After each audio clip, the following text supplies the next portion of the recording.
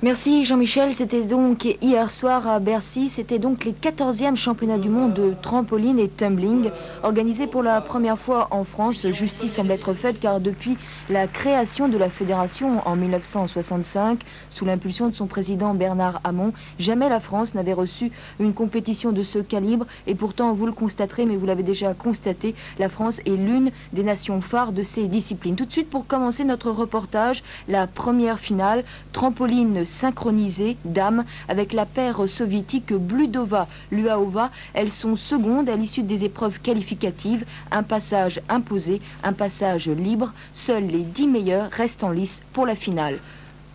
Bludova-Luaova.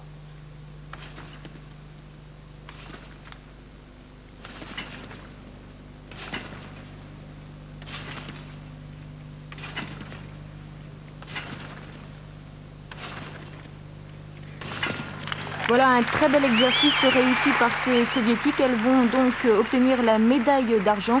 Il n'est pas inutile de faire un petit rappel historique pour mieux comprendre cette discipline, plus connue comme engin pédagogique, comme vous le disiez, pour le plongeon, la gymnastique, le vol libre, le ski acrobatique et aussi comme activité de mise en condition pour les cosmonautes américains et soviétiques. D'ailleurs, Neil Armstrong, en posant les pieds sur la Lune, avait prononcé cette phrase qui est d'ailleurs historique aujourd'hui. It's like a trampoline, c'est comme sur un trampoline. Mais en fait, l'idée est vraiment venue de deux trapézistes qui avaient l'habitude, après leur enchaînement, de continuer les acrobaties sur le filet de sécurité. C'est donc de là qu'est né le trampoline, alors que les véritables bases techniques, c'est-à-dire un cadre métallique de 5 mètres sur 3, une toile de nylon de 4 mètres sur 2 et bien sûr des ressorts cylindriques au nombre de 120, ont été établis par un Américain, George Nissen, en 1936. Après Bludova-Luaova, eh bien, ce sont d'autres soviétiques, Merkulova-Luchina. Elles prennent de la hauteur dans un premier temps, se font signe et ensuite vont enchaîner 10 sauts différents.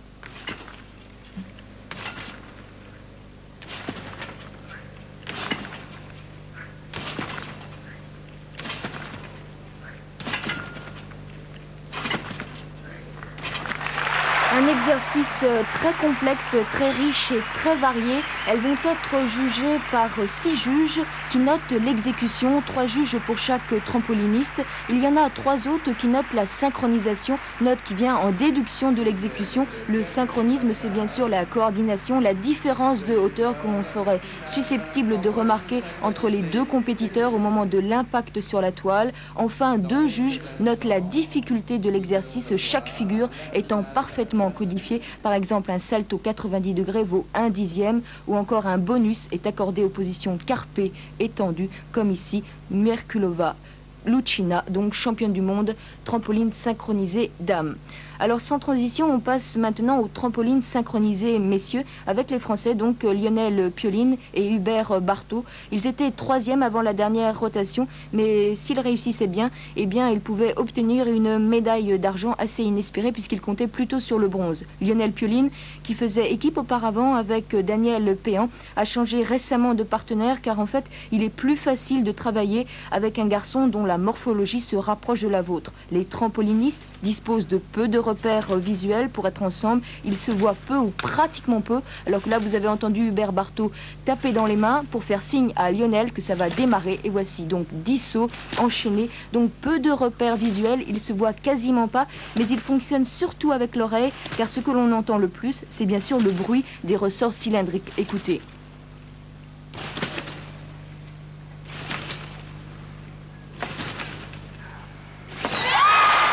Un vrai miroir où presque les juges ne vont les pénaliser que de 8/10 pour manque de synchronisme, ce qui est très très peu. Je pense et je suis même sûre qu'ils vont donc décrocher cette médaille d'argent. Comme je vous le disais, inespérés, ils attendaient plutôt le bronze. Des garçons parfaitement entraînés, 4 heures par jour, trampoline, mais aussi préparation physique. L'effort sur un trampoline étant excessivement violent pour le cœur, le rythme cardiaque pouvant monter jusqu'à 200 pulsations minutes, et ce pendant l'exercice de 20 secondes. L'envol dure à peu près 2 secondes, alors que chaque réception dure à peine 3/10 de seconde. Un parfait contrôle de son corps est indispensable. Les trampolinistes, ne voyant la toile en moyenne que 4 secondes sur la totalité de leur exercice qui dure 20 secondes. Pioline Barto, donc médaille d'argent. Les soviétiques Krasnovchavka et Bogatchev étaient donc intouchables. D'ailleurs, Vadim Krasnovchavka, champion d'Europe, aurait dû être le concurrent direct de Lionel Pioline en individuel, mais hier, celui-ci est tombé. C'est vous dire que même à ce niveau, on n'est pas du tout à l'abri d'une erreur. Un titre n'est jamais acquis d'avance.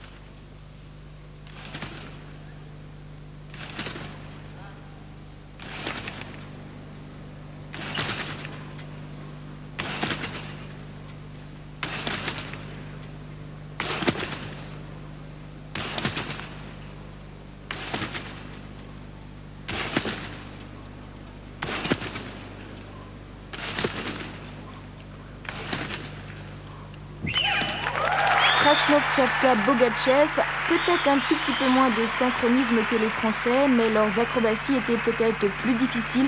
D'ailleurs, l'école soviétique, qui est toujours en concurrence avec l'école française, favorise souvent la prise de risque au détriment parfois de l'exécution, le compromis n'étant pas toujours facile à trouver, alors que vous voyez ici les garçons évoluer au ralenti à plus de 8 mètres de haut, soit à peu près 2 étages, voire 3 étages d'un immeuble.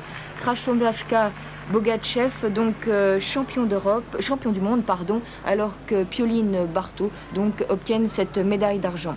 Avant de revenir au trampoline, un tout petit peu plus tard, une petite incursion dans le monde du tumbling, du verbe to tumble, rebondir en anglais. Cette piste de 30 mètres de long que vous allez voir, d'1,50 m de large, posée sur un tapis de mousse et des ressorts, permet de multiplier des acrobaties absolument incroyables. Ici, Isabelle Jagueux, 21 ans, médaille de bronze au championnat du monde, championne d'Europe l'année dernière, une ancienne gymnaste spécialiste du saut de cheval qui a trouvé un prolongement normal à sa carrière sportive dans le tumbling. Vous allez voir, ça va très vite, 7 secondes, 10 figures enchaînées, une prise d'élan de 10 à 15 mètres. 10 sauts.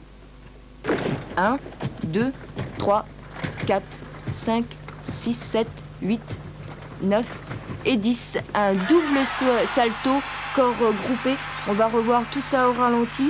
Barani, comme disent les tumblers, tempo,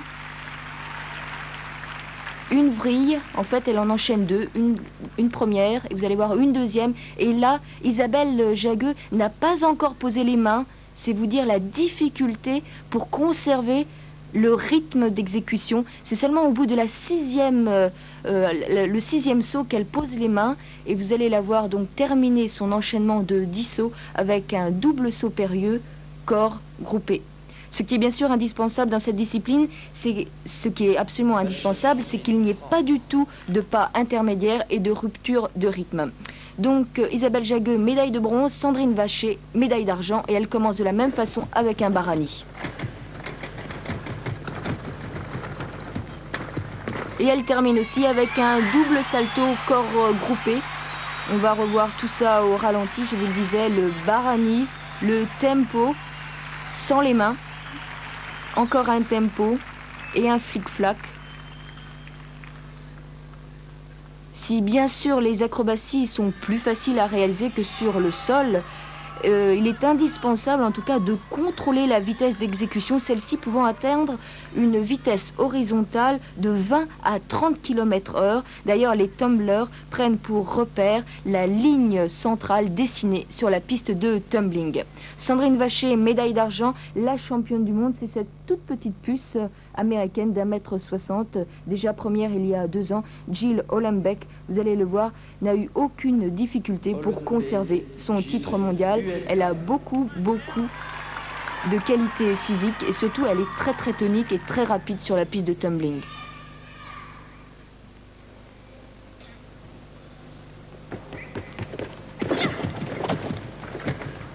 Regardez l'accélération qu'elle prend dans la fin de son exercice. Et ici, une double vrille pour terminer son exercice. Un exercice très soutenu, peut-être plus varié que les Françaises. Elle accélère, comme je vous le disais, dans la deuxième partie de son exercice. Elle va remporter ici à Paris la médaille d'or individuelle et par équipe, alors que les Françaises qui s'entraînent depuis 1983 d'ailleurs à l'INSEP avec Eric Beck, l'entraîneur national, terminent seconde par équipe et 2 et 3 en individuel, ce qui est quand même un bon résultat, alors que chez les garçons, Pascal Eouzan a été victime d'une blessure à l'entraînement et n'a donc pas pu terminer la compétition. On a donc songé surtout à Didier Semola, alors que l'on voit ici Gilles Olymbec terminer sa double vrille. Didier Semola sera donc le seul Français à se placer sur le podium. 23 ans, ancien gymnaste. Vous allez le voir, il réalise une figure unique et ça tout au début de son enchaînement. Au bout du 3e saut, il fait déjà un double salto corps tendu. Et bien sûr, il perd de la vitesse. Mais vous allez voir, il la reprend. Double salto corps tendu. Et là, il reprend de la vitesse pour terminer son enchaînement avec un double salto corps groupé. On va revoir tout ça au ralenti. Une première partie donc avec un double salto corps tendu. Il monte très haut. Les tumblers pouvant monter à peu près à 4 mètres de hauteur.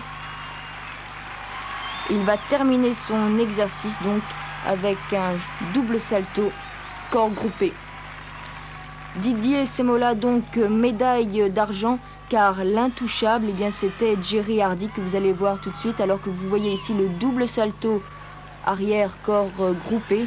Jerry Hardy, vous allez le voir, il vient de Détroit et fait du tumbling depuis 15 ans. Il a une expérience bien supérieure aux autres et ça se voit, vous allez le voir, ça va très très vite.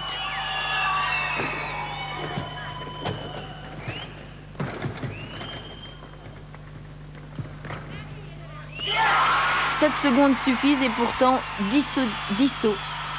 Et tous parfaitement bien réalisés. Et surtout, vous allez apprécier le dernier saut qui est un full-in, full-out, autrement dit FIFO, ou encore, vous allez le voir, un double salto avec une vrille dans la première rotation et une seconde vrille dans la deuxième rotation. On va voir ça au ralenti. Tous les finalistes se retrouvent immédiatement à la chambre d'appel pour la remise. Flic-flac, il prend son appel, un tempo, et donc vous allez voir le full-in, full-out, une vrille dans la première rotation, une seconde vrille dans la seconde rotation. Jerry Hardy donc devient champion du monde à Bercy.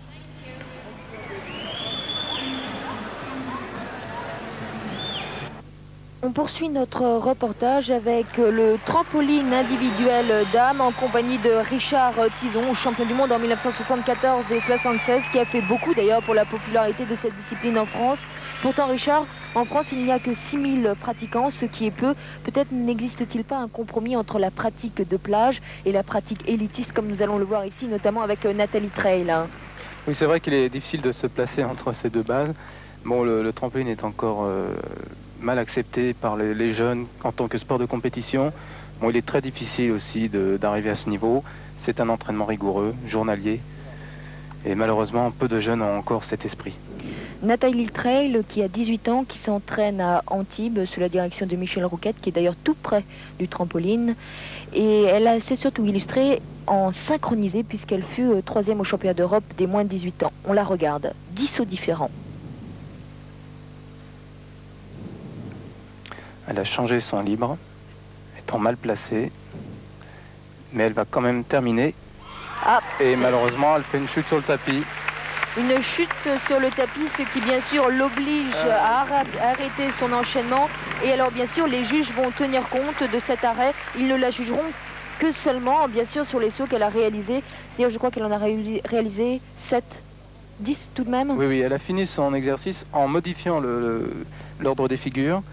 Mais c'est la réception finale qui s'est terminée sur le tapis et ça lui coûte 1 point de pénalisation, multiplié par 3, puisque l'exécution est triple, contre triple. Vous voyez la avant-dernière figure qui est un triple avant arrivé sur le dos. Et là, elle se réceptionne sur le tapis. Une grille et demie et déséquilibre. Ouais. C'est dommage, elle était 4e à l'issue des épreuves qualificatives, à 3/10 seulement de la 3e. Et là, je crois que toutes chances de médaille sont compromises. Mais Nathalie Trail participait pour la première fois au championnat du monde, donc bien sûr c'est de l'expérience acquise et puis on la reverra dans 2 ans. et puis bien sûr avant certainement au championnat d'Europe. Mais là, je ne crois pas qu'elle obtiendra une médaille. Hein. Non, je ne pense pas non plus. Je suis désolé pour Nathalie parce que c'est une fille vraiment très très chouette, qui mériterait une place sur un podium des championnats du monde. Mais malheureusement, une trop grosse tension lors de cette finale.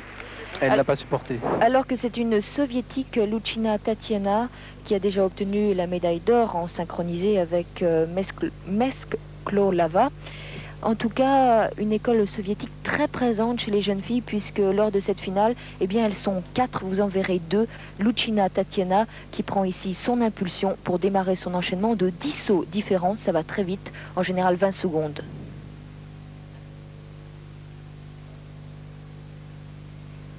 Tout se passe bien pour l'instant. Elle arrive à rester relativement au milieu du trampoline, ce qui est le plus important pour finir les 10 touches. Voilà, la dernière, double vrille et demi du dos. Et une réception. Et une très belle réception, car finalement les juges notent aussi la réception finale sur le trampoline, ce qui n'est pas du tout évident, parce qu'après la vitesse prise pendant les 10 sauts, ça doit être assez difficile pour les trampolinistes de se réceptionner de façon très stable sur le trampoline. Comment font-ils finalement ? Eh bien, c'est une... Bon, ça se travaille à l'entraînement, comme le reste. Mais le problème de la stabilité finale, c'est qu'on est... Lorsqu'on a fini son exercice, on est tellement heureux qu'on ne pense pas toujours à s'arrêter vraiment complètement. Il ne faut pas relâcher son attention jusqu'au dernier moment, c'est tout. Luchina Tatiana. Voilà, on ralentit. Double arrière. On va commenter quelques figures. Double avant, carpé avec une demi-vrille. L'exécution est très bonne. Alors que c'est déjà Holmes Andreas, la championne du monde en titre, l'anglaise, qui est déjà sur le trampoline. Et ça semble aller très bien aussi pour elle. Hein. Oui.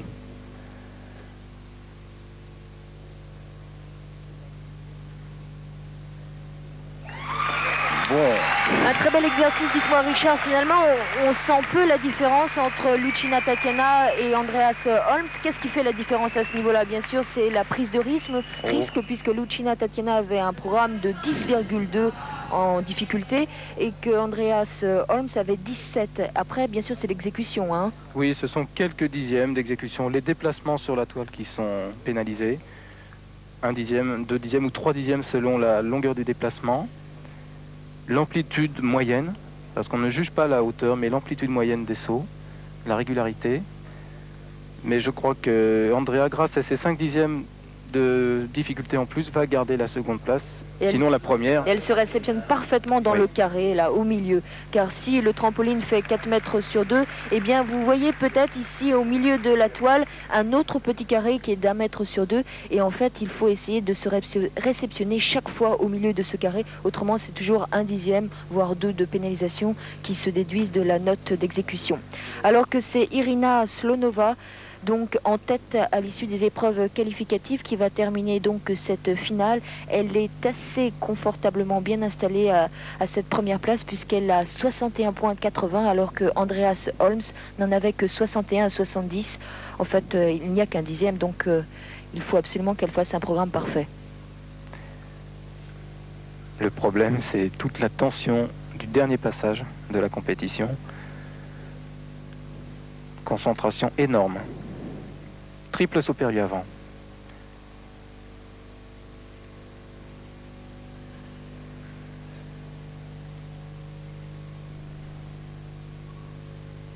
C'est du plus haut niveau jusque-là.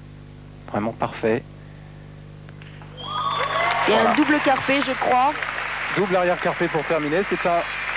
C'était légèrement modifié, un peu plus simple que ce qui était prévu.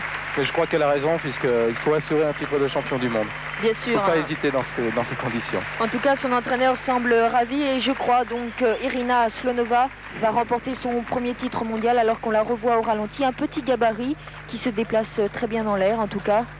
Les petits gabarits étant forcément avantagés. Petit gabarit mais pleine de nerfs. Hein. Bien sûr. Hein.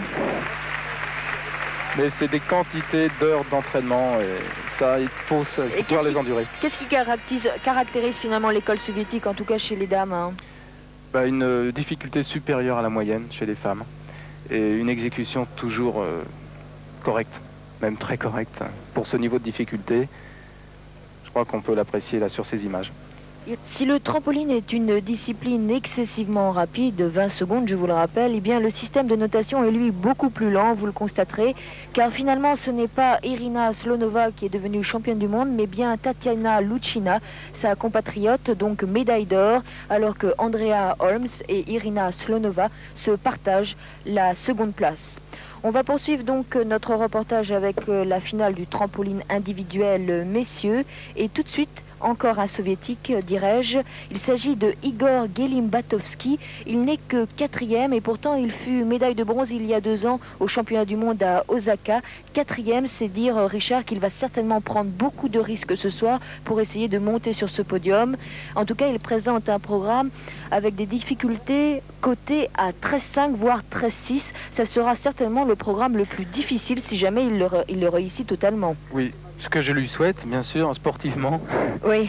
Et ce qu'il faut noter, c'est que dans cet exercice, il y a 5 triples rotations, ce qui est exceptionnel, du jamais vu. Oui. En tout cas, un tout petit gabarit, plus trapu en tout cas que les autres participants. Mais Igor Gelimbatovski possède en tout cas des qualités physiques toniques qui lui permettent de monter très très haut. Hein. De monter très haut et surtout d'enchaîner ces triples rotations en restant maître de lui et avec une exécution souvent très correcte. En tout cas, il semble très concentré, il prend vraiment son temps. Certainement, il nous réserve un bel exercice. Je crois qu'il aimerait remonter sur le podium et pour ça, il lui reste tout à faire.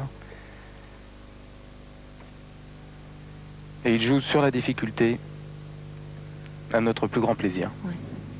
Regardez bien les premières 4 figures qui sont toutes des triples. Triple avant, 1 vrille et demie. Triple arrière, 2 vrilles. Triple avant carpé, 1 demi-vrille. Triple arrière, 1 vrille. Triple avant, 1 demi-vrille. Et on se calme.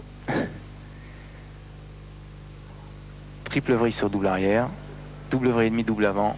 Triple vrille sur double arrière tendu. Quel exercice! Je crois vraiment qu'il a réalisé un programme avec des difficultés de 13,5, 13,6. Eh bien, Igor Gelimbatovski avait tout à fait raison de parfaitement se concentrer, de parfaitement se stabiliser et bien partir sur ses figures pour réaliser un programme, je crois, unique. En tout cas, on n'a jamais vu ça au championnat du monde. Non, c'est la première fois.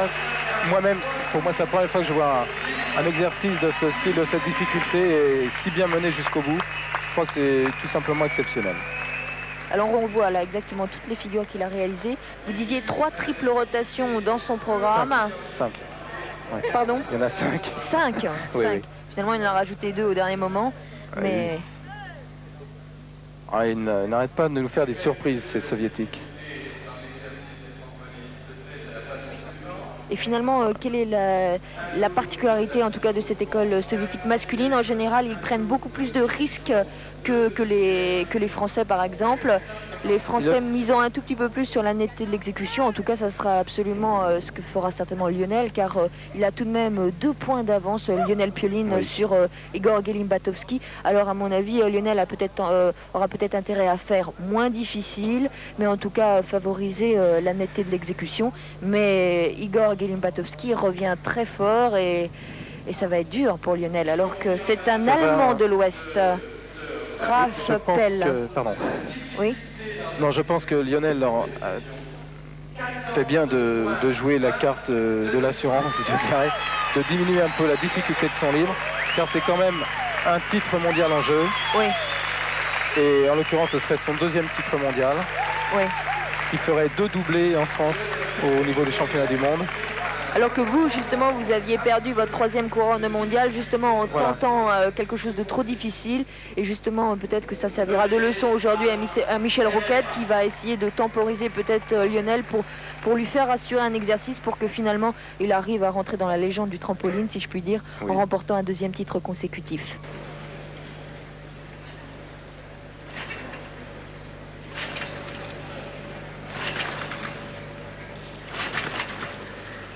Voilà, Raph Pelle, j'espère cette fois-ci pour de bon. Monte très haut aussi, hein. Plus longiligne en tout cas que Igor Gelimbatovski. Ça y est, c'est parti.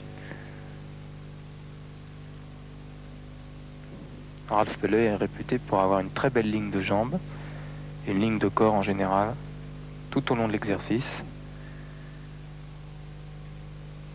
Je pense qu'il arrive au bout parfaitement. Un exercice en tout cas beaucoup plus simple que Igor Gelimbatovski. Il avait un programme codifié à 12.2, alors que je vous répète que Igor Gelimbatovski avait 1.3 de plus en difficulté. Oui. Mais peut-être qu'en tout cas dans le domaine de l'exécution, Ralf Peller en tout cas avait... Une meilleure note d'exécution chez Ralf Peller, certainement. Oui. Et c'est important, puisque je le rappelle, l'exécution est triplée et multipliée par 3 au niveau du jugement et du résultat final. Donc même 1.3 de difficulté de différence peuvent être rattrapés rapidement par 3 ou 4 dixièmes d'exécution. Bien sûr. Alors là justement on voit tous ces trampolinistes multiplier les vrilles, multiplier les saltos. Quelle peut être finalement l'évolution du trampoline dans les années à venir, Richard, à votre avis? Ou bien tout simplement rajouter des vrilles, rajouter des sauts périlleux. Nous arrivons, comme nous l'avons vu ce soir, à 5 triples sur 10 sauts. On arrivera peut-être au maximum 10 triples rotations, mais enfin ça me paraît très difficile. Il y aura peut-être une évolution au niveau du matériel. Oui, mais ça serait quand même assez dangereux. Là, on arrive déjà à des limites. On voit souvent des trampolinistes tomber à l'extérieur. Finalement, il n'y a qu'une parade et ce ne sont jamais que des hommes qui essayent de les repousser dans la toile. Au-delà, enfin, j'ai l'impression qu'on ne peut pas penser qu'il y aurait une évolution qui passe dans le domaine artistique. On ne peut pas penser que le trampoline pourrait se faire en musique, par exemple. Ça, on pourrait le faire. Nous pratiquons déjà le trampoline en musique au niveau de spectacles de trampoline en démonstration. Comme que vous je en faites, pratique actuellement avec un ancien champion du monde qui est Daniel Collard et un manager qui est Yannick Alfaro. L'équipe de France fait énormément de démonstrations également sur un fond musical. Donc c'est pratiqué uniquement en tant que spectacle.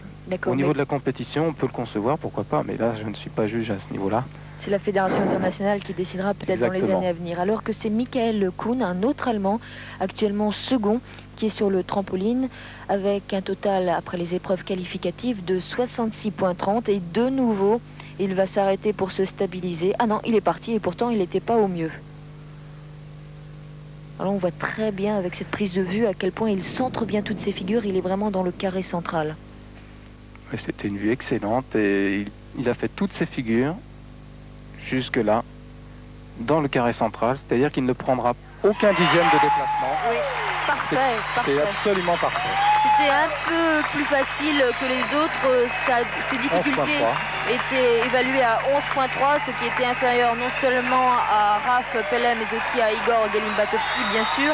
Mais au niveau de l'exécution, c'était bien mieux que les autres, puisque de toute façon, il n'aura pas de point de pénalisation, comme vous le soulignez, puisqu'il a exécuté toutes ses figures dans le carré central. Alors comment justement on arrive à réaliser toutes ces figures dans le carré central, alors que c'est déjà difficile de rester sur 8 mètres carrés de toile, hein? C'est toute la force de cet athlète, justement, c'est d'arriver à ne pas se déplacer, à contrôler ses figures, à contrôler ses muscles, je dirais, jusqu'au dernier moment. C'est un effort vraiment très intense. Alors que vous ne le voyez pas, Lionel Pioline est le dernier à passer, puisqu'il est actuellement en tête. Et bien en tête, puisque je vous dis, il possède pratiquement 2 points d'avance sur le second. Mais Lionel Pioline semble tout de même très tendu. Et vous allez voir le silence dans lequel il va finalement faire son enchaînement. Très concentré, Lionel, 21 ans, champion du monde en titre. Il vient de remporter bien sûr aussi une médaille d'argent en trampoline synchronisée. Et depuis maintenant 6 mois, il s'entraîne de façon quotidienne à Antibes, trampoline, mais aussi préparation physique, tout ça sous la direction de Michel Rouquette. Et bien sûr, là, c'est un kit ou double. Souhaitons toutes les meilleures choses à Lionel. Il est très très concentré et on parlera peut-être aussi de sa préparation psychologique. C'est un garçon qui fait beaucoup de sophrologie et c'est depuis quelques années et ça semble lui porter en tout cas que des points positifs. Oui, depuis cette période, Lionel s'entretient en sophrologie avec un kinésithérapeute qui est Jean-Claude Désert, kinésithérapeute de l'équipe de France. Et grâce à cela, il a beaucoup progressé, mais c'est aussi son travail à l'entraînement grâce à Michel Rouquette et toute l'équipe. Voilà, on le regarde. Très aérien. Lionel soigne énormément toutes ses figures. Quel silence. J'en transpire pour lui. Je crois que c'est bon. Oui, Et oui, c'est gagné.